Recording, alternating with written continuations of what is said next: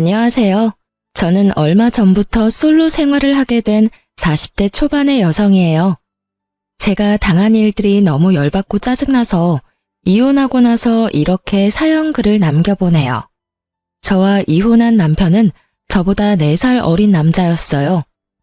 저는 남편과 사귈 당시에 회사에서 이미 꽤 돈을 벌고 있었고 오랫동안 근속하여 직급도 여자치고는 높은 편이었죠. 남편은 저와는 다른 회사에서 일하는 사람이었고 본래라면 우리에게는 어떠한 접점도 없었을 테지만 아주 우연하게 만나게 됐어요. 친구가 결혼식 청첩장을 돌릴 거니까 나오라고 했는데 거기에 여자 쪽, 남자 쪽 친구 모두 부른 거였어요. 남편은 남자 쪽 관계자로 나왔었는데 알고 보니 직장 후배였다고 하더군요. 그렇게 만나서 이야기하다가 생각보다 사람이 괜찮다는 느낌에 한두 번 더 보고 뒤에 사귀게 되었던 거죠. 정말로 그 당시에는 결혼까지는 가지 못할 거라는 생각을 했어요. 나이도 차이가 좀 나는 데다가 저는 딱히 결혼할 생각은 없었거든요. 혼자 사는 것도 나쁘지 않다고 생각했는데 그 남자와 주말마다 함께 있는 시간이 생각보다 편하고 좋아서 결혼을 결심하게 됐어요. 물론 청혼은 남편이 먼저 했고요. 그때는 주변에서 정말 잘 어울리는 커플이라고 그렇게 칭찬을 했었는데 어째서 지금은 이 모양 이 꼴이 되었는지 정말 이해가 되지 않아요. 남편과 저 사이에 다른 점들이 많았지만 저희는 최대한 상대방을 존중하며 잘 조율해가고 있었어요. 하지만 딱 한 가지만은 서로 양보할 수 없는 일이 있었어요. 바로 돈과 관련된 일들이었죠. 저는 남편보다 돈을 많이 버는 데다가 큰 돈을 써야 할 때는 큰 돈을 써야 뒤탈이 없다고 생각하는 사람이었어요. 특히 가방, 옷, 구두, 장신구 같은 건 하나를 마련하더라도 제대로 좋은 걸 마련해야 한다고 생각했죠. 중요한 장소나 중요한 상황에 사용할 것들은 좋은 것으로 마련하는 것이 저에게도 좋은 이미지를 심어준다고 생각하고 있었거든요. 그렇다고 제가 엄청나게 많은 명품을 쇼핑하는 그런 쇼핑광은 아니에요. 2년에 한 번 짝수년도에 제 생일에 저를 위해 준비를 한 물건들이었어요. 충분히 월급을 모으면 살 수 있는 물건들이었죠. 터무니없을 만큼 비싼 브랜드보다는 최대한 나이에 맞는 가격대가 조금은 저렴한 브랜드를 선호했고요. 귀걸이와 목걸이 같은 장신구들은 어릴 때부터 순금과 순은을 사용할 수밖에 없었어요. 금속 알러지 때문에 어릴 때부터 하나씩 유행에 타지 않는 디자인으로 골라왔었거든요. 그랬기 때문에 평상시에 입는 옷들이나 가방은 그리 비싸지도 않고 가끔은 정말 홈쇼핑에서 파는 4개 몇만 원짜리 옷이 거의 대다수였어요. 그렇지만 남편은 저와는 좀 달랐어요. 돈은 웬만하면 쓰지 않았어요. 그런 점이 신중하다고 생각했지만 지금에 와서 보면 그냥 구두쇠 쫌생이었을 뿐이었어요. 남편에게는 돈 그 자체보다 중요한 건 없는 것처럼 보였거든요. 자기 통장 잔고를 보며 좋아하는 사람이 남편이었고 솔직히 이런 면모가 오히려 신뢰를 줬죠. 돈을 사랑하는 거라면 결혼하고도 굶어 죽을 일은 없을 것이고 다른 여자에게 마음을 빼앗기지도 않겠다 싶었거든요. 그러나 문제는 시부모에게도 있었어요. 시부모와의 첫 만남에서 아주 눈밖에 나버렸거든요. 첫 만남에서 그럴 일 크게 없는데 말이죠. 그건 상견례 날이었어요. 그 전에도 시부모를 만난 적이 있었지만 상견례 날이라 저도 신경을 많이 썼었어요. 최대한 단정해 보이는 비싼 옷에 명품 가방을 메고 갔거든요. 솔직하게 말해서 둘 다 5년도 더 전에 산 옷들이었지만 워낙 유행을 타지 않는 디자인이라 시간이 흘렀어도 괜찮은 편이었거든요. 게다가 중요한 자리이니 최대한 저를 꾸밀 필요도 있다고 생각했고요. 그런데 상견례에서 시부모는 저를 사치스러운 여자로 몰아가더군요. 왜냐면 지나가던 사람이 제 가방을 보고는 1,000만 원 정도 되는 금액일 거라는 말을 시부모가 들었던 것 같아요. 전후 사정은 잘 모르겠지만 시부모는 행인의 그 말에 제가 사치스러운 사람이라고 아예 판을 박아버리더군요. 솔직하게 말해서 시부모가 될 어른을 만나러 오는 자리에 누가 후줄근하게 입고 오고 싶겠어요? 게다가 두 가족이 만나는 자리에서 부모님 면도 있으니 어느 정도는 체면을 차려야 하는 거라고 생각했거든요. 상견례에 옷을 따로 사는 사람들까지 있는 반면에 저는 있는 옷으로 해결한 거니 그렇게 치면 그리 사치스러운 것도 아니었는데 말이죠. 남편이 이미 식장을 잡아놨으니 시부모도 뭐라 하지는 않았지만 제게 그러더군요. 우리 집에 시집 올 거면 사치스러운 버릇은 버려야 한다고요. 검소함이 가장 미덕이라며 말을 하는데 저를 못마땅해 하는 모습이 정말로 가득했죠. 정말 웃기게도 그 당시에는 아무 생각도 없이 네 하고 대답했어요. 제가 사치스러운 버릇을 가지고 있다고 생각지 않았으니까요. 그런데 적은 시부모만이 아니었죠. 남편도 결혼을 하고 나니 제가 조금이라도 비싼 물건을 사면 제발 아끼면서 살라며 난리를 치더라고요. 그러다가 그 일이 터져버렸죠. 시댁 친척 결혼식 날이 일주일 앞으로 다가온 날, 제가 휴대폰으로 원피스를 구경하고 있었어요. 자기야, 이 원피스랑 이거 중에 뭐가 괜찮아? 어? 갑자기 웬 원피스야? 그리고 가격이 너무 비싸잖아. 굳이 이렇게 비싼 옷 살 필요 있어? 가지고 있는 옷 중에 아무거나 입고 가. 계절에 맞는 원피스가 별로 없어. 그리고 나는 일 때문에 정장형 옷이 많으니까 원피스도 없고. 그리고 한 번 살 때 좋은 거 사고 싶어서 그러는데 왜 맨날 잔소리야? 당신 가지고 있는 것들도 비싼 거 많잖아. 굳이 비싼 거 뭐하러 사? 싼 거 여러 개 사면 더 좋잖아. 양만 많다고 다 좋은 거야? 그런 건 어차피 오래 못 입어. 비싼 옷은 비싼 값을 하는 거라고. 그리고 나도 일할 때는 싼 거 입고 다니잖아. 그러니까 비싼 거 사지 말고 여기 3, 4만 원짜리 있네. 이런 거 사서 입으면 되지. 남편이 골라주는 걸 보니 답이 없더라고요. 안감도 없고 어린애들 취향의 원피스에 결혼식에 입고 갈 옷은 절대 아니었죠. 이게 나한테 어울린다고 생각해? 그리고 이런 걸 남의 결혼식에서 어떻게 입어? 솔직하게 말해서 내가 돈을 허투루 쓰면 나도 할 말 없어. 그치만 내가 1년에 옷 사는 돈이나 당신이 1년에 옷 사는 돈이나 똑같은 건 알고 있지? 당신은 싼 걸 100벌 사고 나는 비싼 걸 5벌 살 뿐이야. 그런 나한테 매번 사치스럽다고 검소하게 굴라는 건 좀 어이없는 일 아니야? 솔직히 당신이 비싼 물건이 많은 건 사실이잖아. 이러니 엄마도 매번 걱정하는 거고. 그렇다고 내가 당신한테 돈을 더 달라고 했어? 아니면 당신한테 돈을 빌린 적이 있어? 그런 적도 없는데 왜 내가 당신한테 그런 잔소리를 들어야 하냐고. 그리고 내가 돈 모아놓은 게 당신이 모아놓은 거보다 훨씬 많아. 그런데 왜 내가 과소비하는 것처럼 말하는데? 이거 봐. 본인이 잘못한 것도 모르고 고칠 생각도 안 하네. 이러니까 우리 엄마가 당신한테 매번 그러는 거라고. 선 넘지 마. 내가 뭘 잘못했는데? 비싼 거 사면 다 죄인이야? 내가 다른 사람 20벌 살 거 한 벌만 사겠다는 게 그렇게 욕먹을 짓이야? 눈이 있으면 옷장을 봐. 거기에 내 옷보다 당신 옷이 훨씬 많은 건 몰라서 그래? 가격만 저렴한 옷이 수백 벌 있는 당신한테 내가 왜 그런 소리 들어야 하는데? 그리고 어머님 운운하는 것도 웃겨. 어머님도 얼마 전에 결혼식 가신다고 가방 하나 마련하지 않았어? 그것도 당신 때문이잖아. 당신이 비싼 거 들고 있으니 어머님이 비교되는 것 같다고 하시잖아. 그러게 왜 사람들을 그런 식으로 만들어? 그게 내 잘못이니? 그리고 그래서 내가 신혼여행 돌아오면서 명품백 어머님한테 사드리자고 했을 때 당신이 반대했잖아. 그때 사드렸으면 그런 말 듣지도 않았겠지. 결국 제 말에 대꾸할 말이 없었는지 남편 놈이 모르겠으니까 알아서 하라며 나가더군요. 저도 열이 받을 대로 받았어요. 제가 뭘 잘못했어요? 남들이 싼 걸로 여러 개 살 때 모아두고 아껴뒀다가 비싼 거 하나 사는데 그게 왜 남들한테 욕먹을 짓이 된 건지. 그렇게 친척 결혼식 날이 오고 저는 남편과 따로 이동하기로 했어요.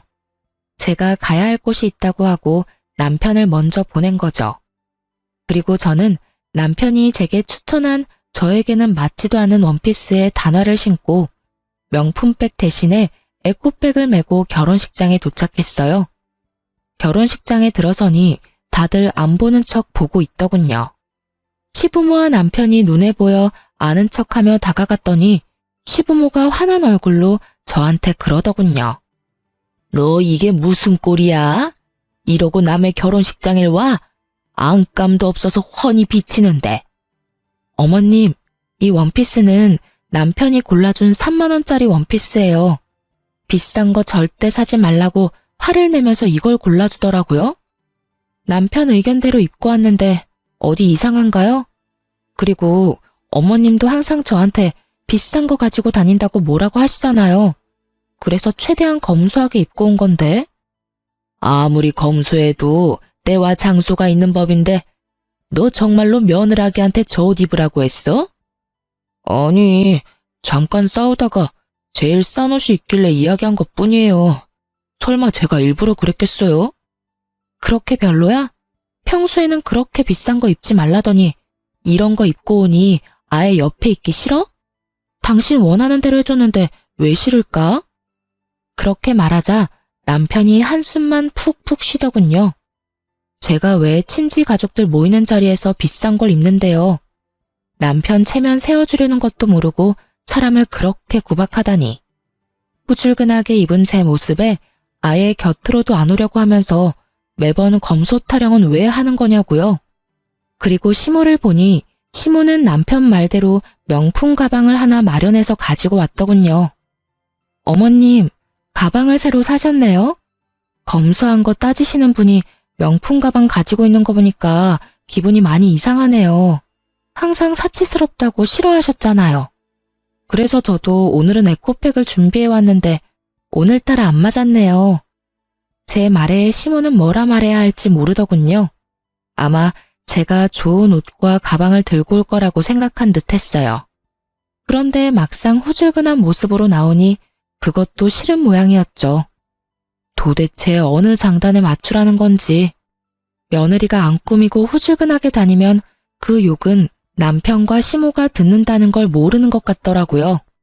주위에 있는 사람들도 우리 대화를 들었는지 아니면 그런 짐작을 했는지 수군거리더군요.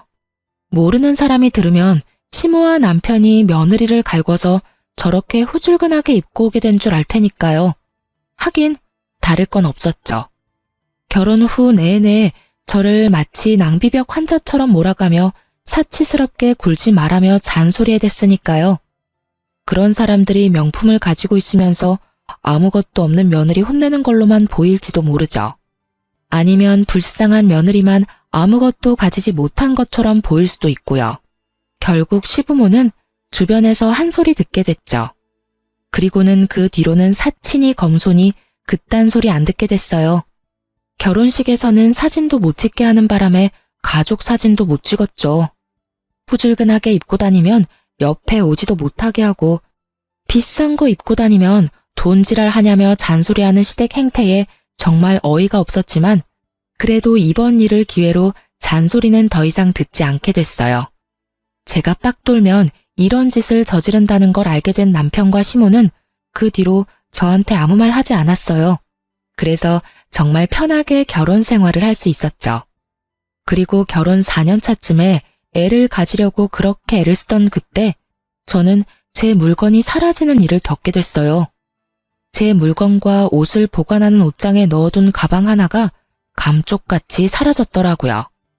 제가 어디 잘못 놔둘 성격도 아니고 비싸게 주고 산 물건이 있는 만큼 모든 것은 제자리에 두고 있거든요. 그런데 자주 쓰지는 않던 가방이 사라지니까 당황했죠.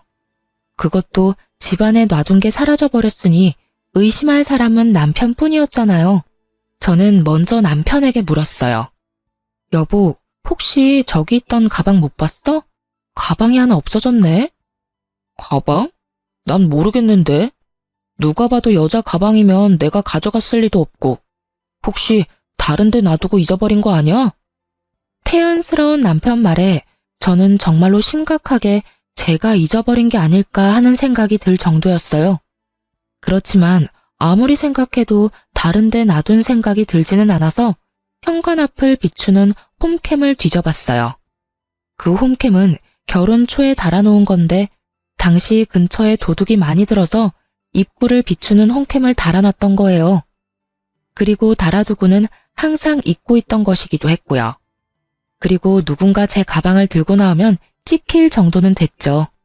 그렇게 확인을 했더니 남편이 가져갔더군요. 당황했죠. 그걸 가져갈 일이 없으니까요. 솔직하게 말하면 엄청 비싼 것도 아니고 브랜드로 치자면 중저가의 디자인도 애매한 가방이었거든요. 저도 그래서 사놓고 보관만 해뒀던 건데 사실 가지고 있는 것 중에는 가장 새 것처럼 보이긴 했거든요. 처음에는 남편이 이걸 가져가서 팔았나 의심했어요. 워낙 돈 좋아하는 남자이기도 하고 이렇게 새 것처럼 보이는 걸 가져갔으니. 하지만 굳이 가져갈 거면 더 비싼 게 있는데 왜 그걸 가져갔나 싶은 마음도 있었거든요. 아니면 시모에게 갖다 줬나 싶었는데 그건 또 아니었어요. 애매모호한 상황에 남편을 의심하는 것도 좀 그렇고 하나 정도는 용서해주겠다는 생각을 하면서 일단 제가 가진 물건들 중 비싼 건 다 친정으로 옮겨놨어요. 그리고 원래 있던 자리에는 가짜 물건들만 채워 넣었죠. 남편이 계속 이런 일을 할지 하지 않을지도 알아내야 했지만 그 이상으로 제 물건들 중에 더 비싼 물건을 잃어버리고 싶지 않아서 선택한 방법이었어요. 그렇게 한 달이 지났는데 물건들은 그대로였어요.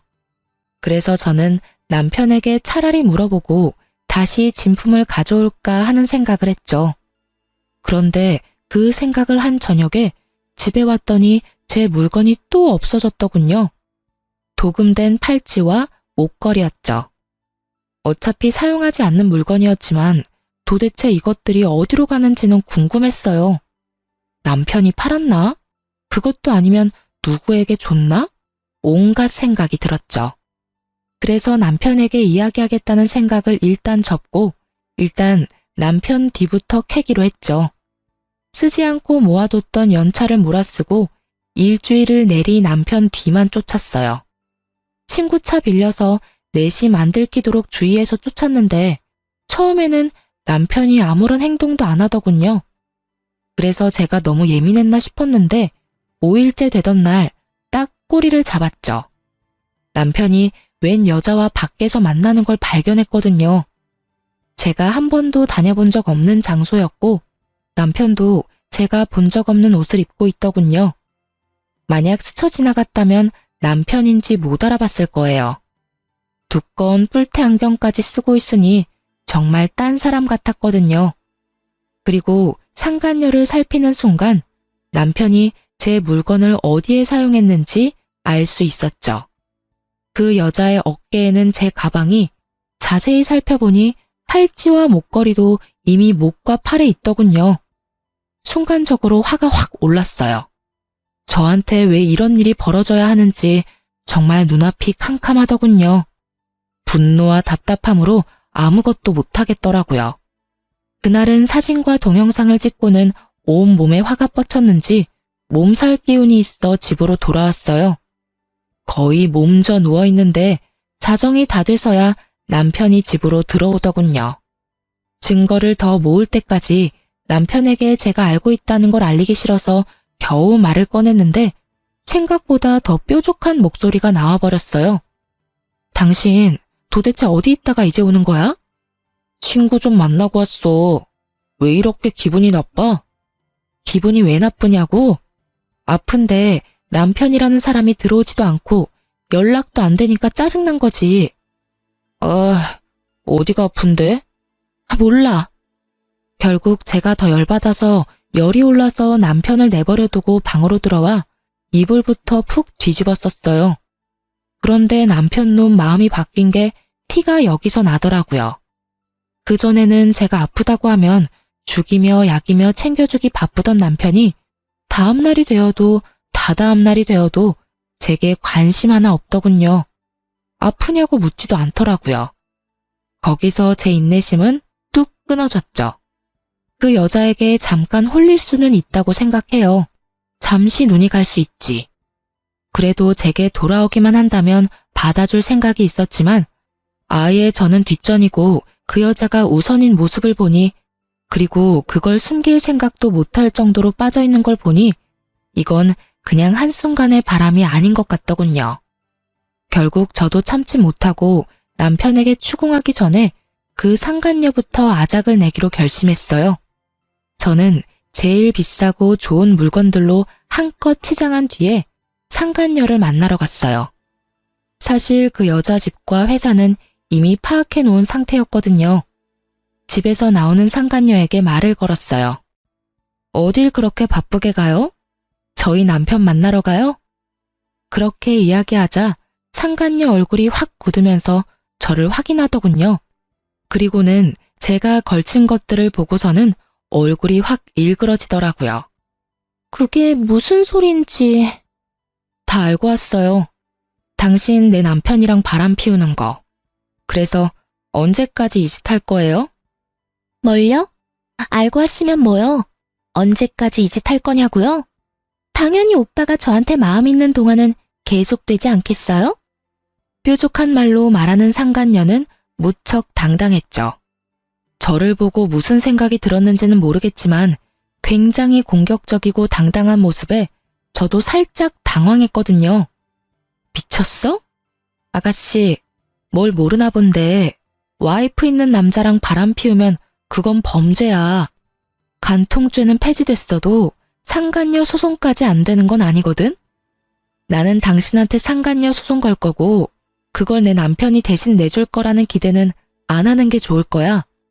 그러니까 이만하고 남의 남편한테 손 떼. 내가 왜요? 우리 사이 방해하는 건 아줌마죠.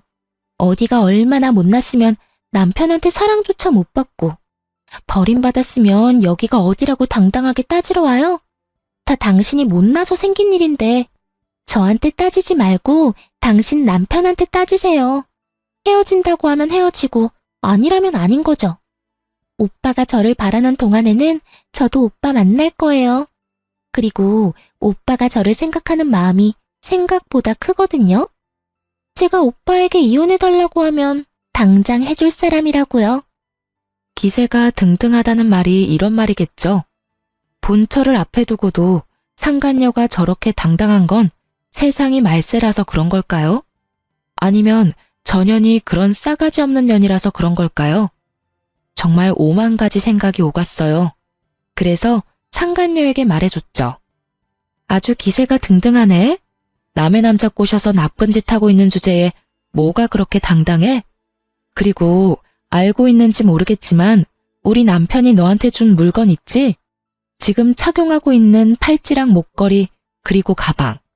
그거 싹 다 내 물건이고 나는 도난당한 물건 찾다가 남편 바람까지 찾게 됐어.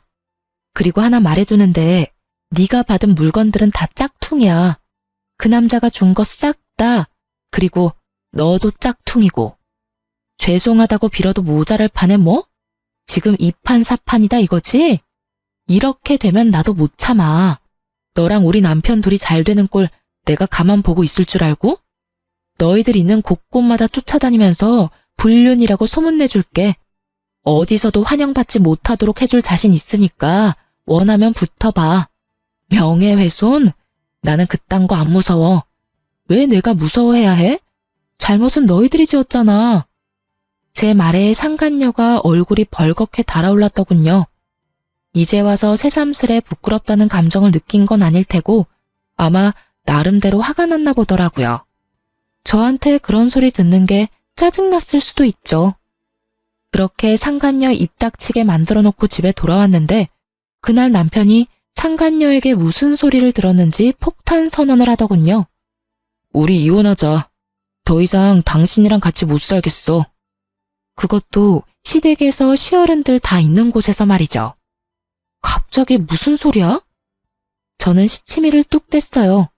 남편이 시부모 눈치를 보더니 그러더군요. 모르는 척 하지 마. 다 알고 있잖아. 이야기 다 들었어. 그 사람하고 한바탕 했다면서? 그 말에 반문한 건 제가 아니라 시부모였어요. 무슨 말이야? 너희가 이혼이라니? 그렇게 됐어요, 어머니. 이 사람 사치가 너무 심하고 저랑 성격도 안 맞는 것 같아서 이혼하고 싶어요. 두 분도 이 사람 그렇게 편하게 생각하지 않았잖아요. 집에 있으면 돈을 너무 많이 써서 같이 살기 불안할 정도예요. 기도 안 찼어요. 누가 돈을 많이 썼다고 저러는지. 게다가 실제 이혼 원인이 그게 아님에도 그걸로 밀어붙이려는 남편을 보니 구토가 나올 정도였죠. 성격? 사치? 그거 말고 다른 이유 있잖아. 당신 나 몰래 다른 여자 있는 거 왜 말씀 안 드려? 이야기할 생각이었어. 그리고 곧 있으면 그 사람도 도착할 거고. 남편의 이 말에 정말 놀랐어요. 지금 이 자리에 상간녀를 불렀다니 너무 어이없었죠. 당신 지금 나한테 시위하는 거야? 상간녀를 왜 이 자리에 불러? 그리고 이혼 내가 해줄지 안 해줄지 어떻게 될지 알고 상간녀부터 부르는 거야? 당신이 이혼 안 해줘도 나는 이혼할 거야. 그 여자랑 이미 약속했어. 당신이랑은 정말 다른 여자야. 여리고 착하고 얼마나 검소한데. 그래서 마누라 물건 훔쳐다가 상간녀한테 선물로 줬어? 그래. 너는 검소해서 다른 사람 물건 도둑질해서 다른 여자한테 선물해줬어? 미친 소리도 작작 해야지. 아무리 짠돌이 쫌생이라도 정도가 있는 법이야. 제 말이 끝나기가 무섭게 상간녀가 시댁에 찾아왔어요. 아주 시부모가 좋아하는 모습을 하고 말이죠. 남편에게 미리 언지를 들었나 보더라고요. 수수한 투피스에 눈에 띄지 않는 패션으로 이곳까지 왔더군요. 그 모습에 시부모도 유심히 그 여자를 보더니 이내 흡족해하는 모습이더군요. 정말로 상간녀는 제가 처음 봤을 때와는 정반대로 순진한 얼굴로 여기 왔거든요. 그 모습 보고 정말 오만정이 다 떨어지더군요. 여기서 또 보네요? 그때 엄청 큰 소리 치면서 가셨는데 불쌍해서 어떡해요. 오빠가 저한테 결혼하자고 했어요. 저는 오빠가 재혼이라도 상관없거든요. 우리는 정말로 사랑하니까요. 그렇게 말하는 상간녀의 가증스러운 모습에 저도 그냥 다 놔버렸어요. 제가 누구 좋자고 아득바득 붙잡고 있는지 결국 저도 말했어요. 아직 이혼도 안 한 마누라랑 시부모 앞에서 상간녀까지 소개시켜주고 아주 대단한 사람이야. 이혼해 줄게. 나도 와이프 놔두고 어린 여자랑 바람피는 놈도 싫고 와이프 물건 훔쳐다가 상간녀에게 갖다 바치는 놈도 싫어. 불륜남이 도둑질까지 하는데 내가 데리고 있을 필요 없지. 대신 이혼은 무조건 소송으로 갈 거야. 나는 합의는 절대 안 해. 알지? 당신은 소송이든 합의든 유리한 거 하나도 없어. 그리고 상간녀, 너도 마찬가지야. 내가 상간녀 소장 당신 회사나 집으로 날려줄 테니까 어디로 올까 전전긍긍하면서 열심히 기다리고 있어. 예, 그런데 왜 우리 아들이 이혼에 책임이 있어? 바람 좀 핀 거 이해 못 해주는 여자가 잘못이지. 이해하고 못하고가 아닌 거 아시죠? 지금 저 사람 딴 년 데리고 결혼하겠다고 온 거거든요. 눈이 있으면 좀 보시라고요. 이해를 해주면 뭐요? 천년이라도 끼고 살도록 두 집 살림하도록 놔두라는 말이에요? 세상이 어떤 때인데 앞뒤 구분도 못하고 아들 편만 들어요? 그럼 우리는 네가 우리 아들 돈으로 명품이나 사재 끼고 낭비벽이 심한 걸로 소송할 거야. 누가 누구한테 뭘 사줘요? 당신 도대체 시어른들한테 뭐라고 거짓말한 거야? 어머님, 똑바로 들으세요. 제가 가지고 있는 비싼 물건들 중에 남편이 사준 거 단 하나도 없어요. 남편이 워낙 구두쇠라 결혼 반지도 반반 나눠서 했다고 하면 말 다 한 거 모르세요? 그렇게 우기고 싶으면 열심히 우기셔도 돼요. 어차피 저는 제가 산 물건들 카드값이며 현금 영수증이며 다 제 돈에서 빠져나간 거 증명 가능하니까요. 미친놈이 불륜에 도둑질만 한 줄 알았더니 부모 상대로 거짓말까지 해? 네가 사람 새끼냐? 짐승 새끼도 이딴 짓은 안 할 거야. 제 말에 시부모는 꿀먹은 벙어리가 됐어요. 그리고 남편 놈도 당황하고 있었죠. 막판에 자기가 한 거짓말이 들통날 줄은 몰랐나 봐요. 그리고 그간의 시부모가 저의 사치를 탐탁치 않게 생각한 것도 이제야 그 이유가 명확해졌죠. 시부모님은 제가 남편 돈으로 사치한다고 생각하셨던 모양이에요. 남편이 그렇게 말해줬으니 그렇게 철석같이 믿고 있었던 거죠. 그렇지만 그게 거짓말이었다는 걸 알게 되니 그간 저한테 한 짓들이 새삼 민망했던 모양이에요. 아무 말 없이 남편과 저만 번갈아 보며 쳐다보더군요. 그리고 저는 남편 새끼 옆에서 조신 떨고 앉아있는 상간녀에게 말해줬어요. 한 가지만 더 말해줄게. 잘 들어? 저 남자가 너한테 무슨 말 했는지는 모르겠지만 난 저 남자랑 살면서 생활비 한 푼 안 받았어. 왜냐고? 내가 돈을 저 남자보다 더 많이 벌고 있거든. 그러니까 사실은 내 돈으로 그 집에서 생활하고 있었던 거나 다름없거든? 이것마저 증명하면 법원에서 뭐라고 판결할지는 알지? 그리고 이 이야기는 너한테도 지극히 안 좋은 이야기지. 너는 나보다 못 버는 것 같은데 남편한테 한 푼도 돈을 못 받을 거거든. 그리고 내가 너한테 상간녀 소송할 건데 그 비용도 다 네 돈으로 내야 한다는 이야기고. 저 남자가 줄 리가 없거든. 하긴 모르지. 사랑하는 여자가 생겼는데 그거 하나 안 내주겠어? 와이프 버리고 상간녀랑 결혼하는데 그 정도는 당연히 남자가 해줘야지. 어쨌든 둘 다 잘 알아둬. 나는 내 몫은 어떻게든 가져갈 참이고 만약 너희가 안 주면 법적으로 압류를 진행해서라도 가져올 생각이야. 그러니까 둘이서 잘 짱구 맞대서 이야기해봐. 상간녀가 못 믿겠다는 표정을 짓고 있더군요. 하긴 믿든 안 믿든 상관없죠. 저는 사람은 변하기 어렵다고 생각하거든요.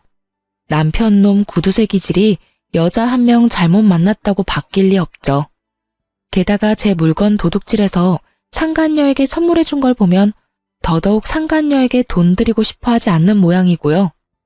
당신 무슨 말을 그렇게 해? 내가 이 사람한테 그런 짓을 할 리 없잖아. 당신이랑은 다른 여자라고. 이 여자는 소중하게 대해줄 거야. 남편의 말에 상간녀가 내심 안심하는 표정을 짓더군요. 말이면 뭔들 못해요.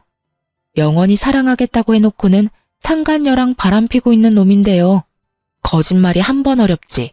두 번은 얼마나 쉬운 일인지. 눈 하나 깜빡 안 하고 거짓말하는 얼굴 보니 진짜 웃기지도 않았어요. 그래. 상간녀한테는 그런 짓 안 하고 와이프한테는 그런 짓 하는 거면 상간녀가 와이프 되면 똑같이 그런 짓 하려는 거 아니야? 당신이 얼마나 구두쇠인지 내가 잘 아는데. 뭐 됐어.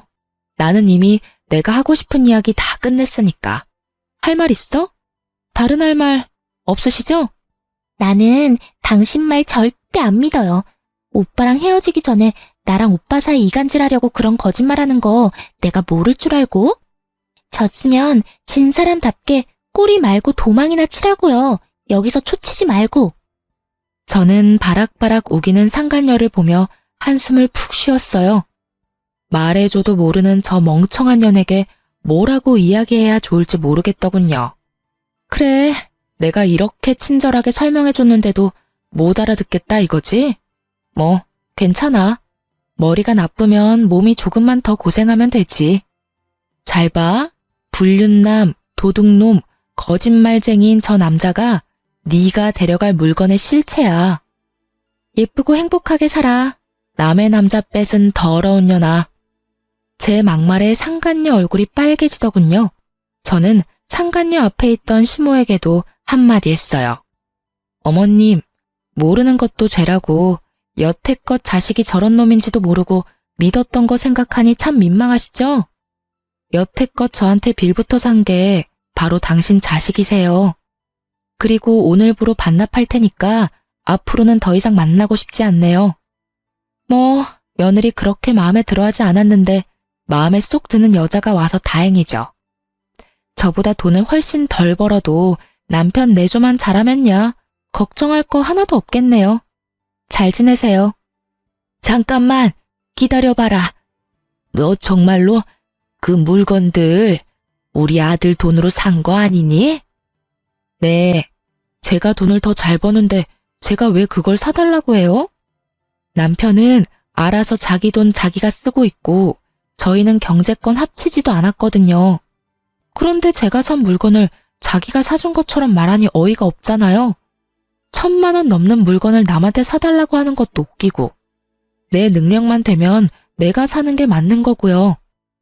그러면 네 월급이 아들 월급보다 훨씬 많다는 게 진짜로 사실이야? 그게 알고 싶으세요? 남편이랑 저는 직군도 다르고 직위도 달라요. 저는 남편보다 적어도 100만 원은 더 벌어요.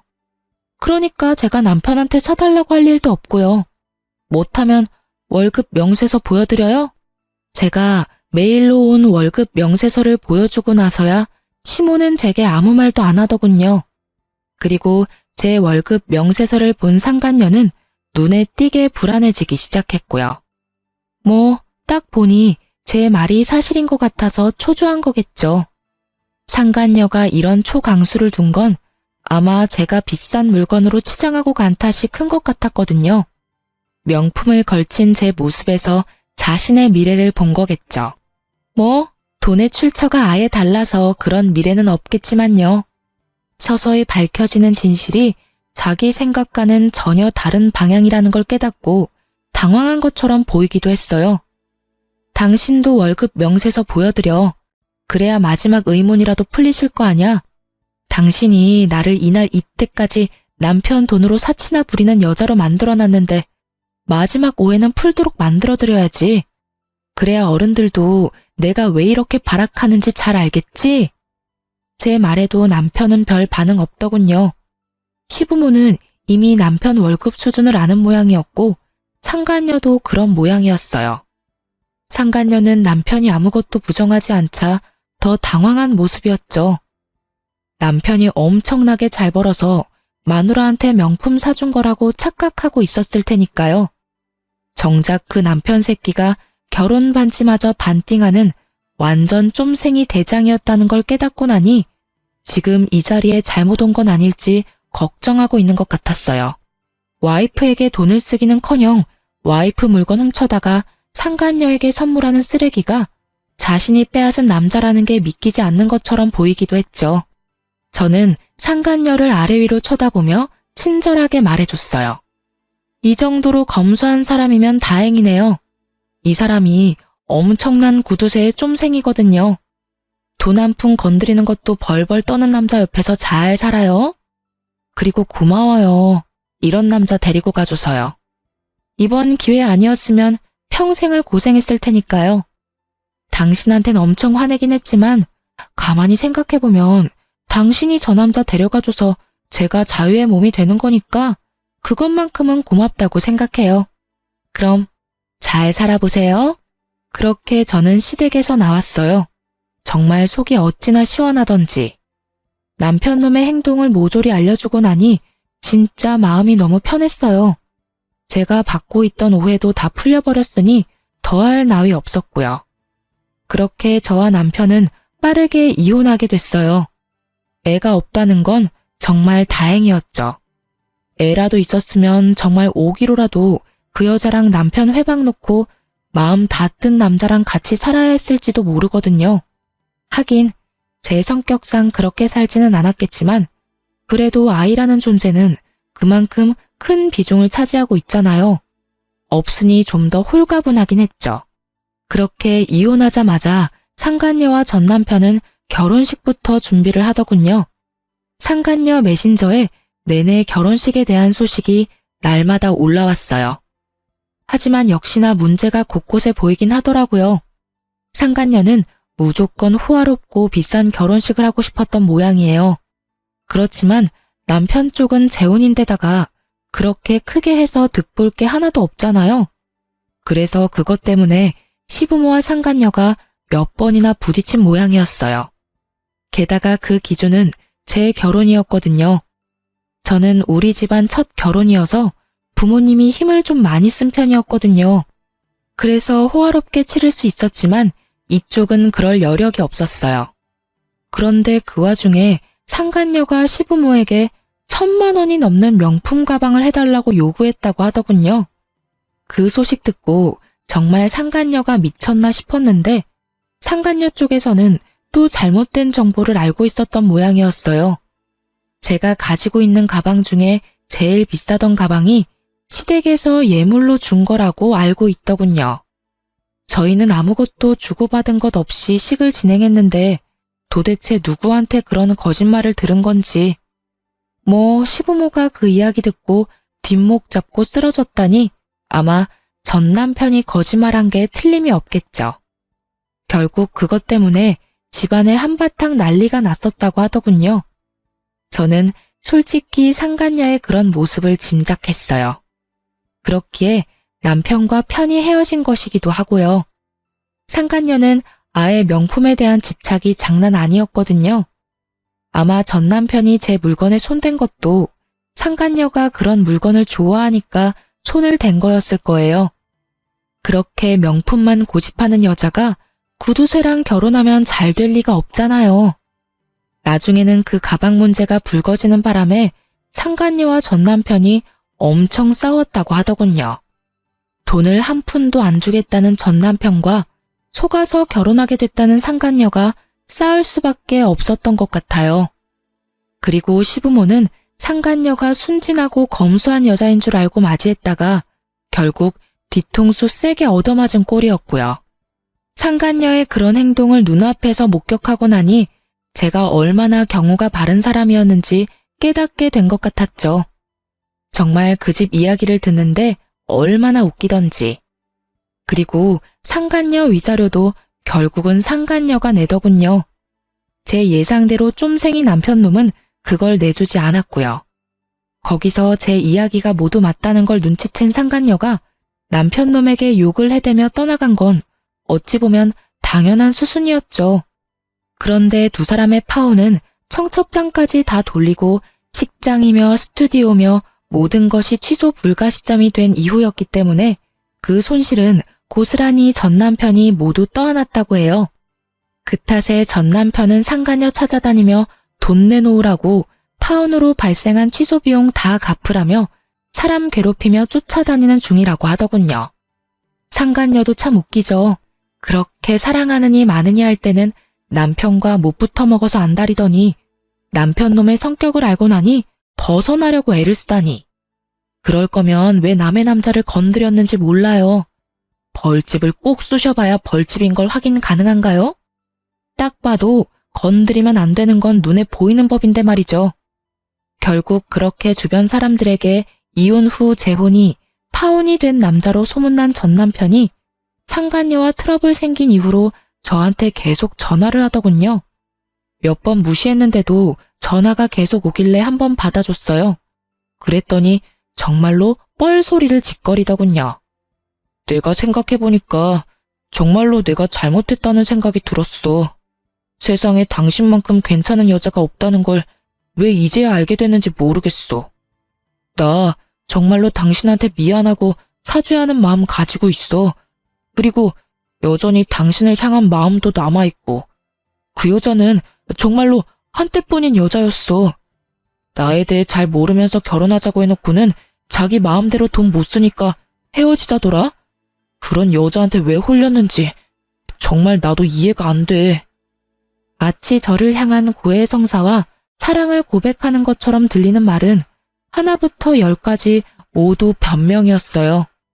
본인 사랑놀이에 다른 사람 희생시켜놓고는 그 사랑놀이가 파토났다고 다시 저한테 달려오는 꼴이 정말 보기 싫을 만큼 더러웠어요. 미안하다는 말이지? 용서해줄게. 아니, 용서하고 말고 할 게 어딨어? 이미 우리 사이 다 끝났잖아. 재산으로도 서류로도 마음으로도. 사과는 받아줄 건데 앞으로 연락은 하지 마. 우린 남이야. 그것도 악연으로 이어져서 뒤숭숭한 관계. 나는 그렇게 생각 안 해. 당신 생각 많이 했어. 내가 당신한테 한 짓들 평생을 가도 용서 못할 거라는 거 알아. 그러니까 내가 평생 용서를 구할 수 있도록 당신이 다시 돌아와주면 안 될까? 나는 당신을 놓치고 싶지 않아. 지랄 육갑을 떨고 앉았네. 평생? 내가 미쳤어? 당신 같은 놈이랑 평생을 같이 하게? 미친놈한테 허튼 소리를 들으니 정신이 나갈 것 같은데? 앞으로 나한테 연락하지 마. 그리고 이딴 미친 제안할 거면 더더욱. 한 번만 더 이딴 소리 하려고 전화하고 문자 보내면 나 당신 스토커로 경찰에 신고할 거야. 알겠어? 결국 제게서 느껴지는 살벌한 느낌에 그놈이 재빨리 전화를 끊더군요. 마누라 물건 상간녀에게 갖다 바치는 쫌생이 구두쇠 새끼는 거르는 게 답이거든요. 이렇게 글로 풀어보니 답답한 마음도 좀 편해지네요. 아직도 이때 생각하면 분노가 부글부글 하거든요. 있고 안 있고의 문제가 아니잖아요. 제 인생의 하나뿐인 결혼을 망친 놈인데. 쉽게 용서하는 것도 힘들고 잊는 것도 힘든 일이죠. 그렇지만 이번 사연글을 쓰고 나서는 조금씩 지워보려고 노력할 거예요.